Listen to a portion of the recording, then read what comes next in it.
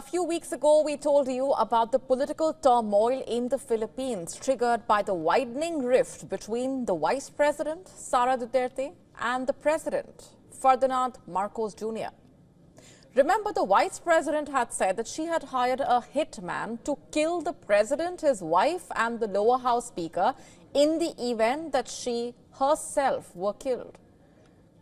The power struggle has continued, and now an influential church in the country, known for its disciplined bloc voting that can swing the voters, has reportedly decided to oppose impeachment efforts against Duterte.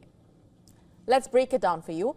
The Iglesia Ni Cristo, or INC, which was founded 110 years ago and boasts over 2.8 million members, announced plans for a peaceful protest through its media networks on December 4.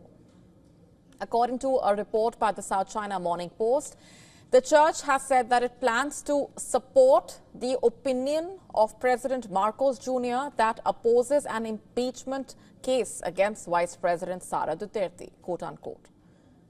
Just last month, impeachment complaints were filed by progressive groups in the House of Representatives against Duterte following her explosive accusations of incompetence against Marcos Jr. Not just that, the complaint was also filed over her controversial admission of hiring an assassin to avenge her death should she be killed. However, it did not stop there, as a second impeachment complaint was filed against Duterte, but just days back, for allegedly misusing government funds. What's more, the complaint filed by a left-wing political coalition even demanded that Duterte be removed from her post and permanently debarred from holding public office. Meanwhile, Marcos Jr. had earlier called the impeachment efforts counterproductive, as he said that they would only tie down Congress and not help people.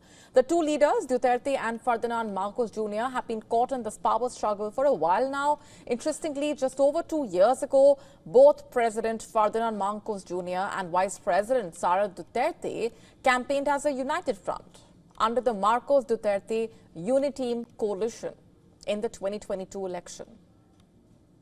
The INC's influence stems largely from its rigid discipline and its practice of bloc voting.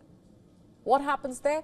Basically, members are instructed to vote as a unified bloc, according to the church leadership's endorsements.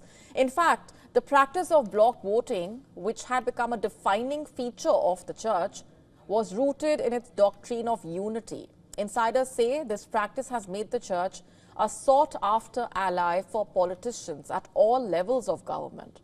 Therefore, election recommendations made by the church are taken extremely seriously and are followed by at least 1 million eligible voters, as per experts.